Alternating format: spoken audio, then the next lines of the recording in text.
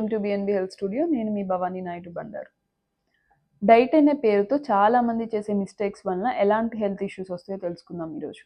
నాకు తెలిసి చాలామంది కూడా సింపుల్గా డైట్ అని ఒక ట్యాగ్ లైన్ ఇస్తారు. మార్నింగ్ బ్రేక్ఫాస్ట్ స్కిప్ చేస్తారు, ఆఫ్టర్నూన్ కొంచెం ఫుడ్ తీసుకుంటారు ఆకలేసిద్ది కాబట్టి, అది కూడా ఈవినింగ్ మొత్తానికే స్కిప్ చేసేస్తారు.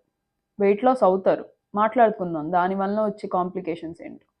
సో ఫర్ ఎగ్జాంపుల్, ఊళ్ళల్లో చాలామంది కూడా పెద్దవాళ్ళు, వెయిట్ ఎక్కువ ఉన్న వాళ్ళు డిఫరెంట్ హెల్త్ కాంప్లికేషన్స్ వల్ల వాళ్ళు వెయిట్ లాస్ అవ్వాలనుకుంటారు. పాపం తక్కువ తింటారు, వాళ్ళకి తెలియదు, అవగాహన ఉండదు ఎలా తినాలి, ఏం తినాలి అని.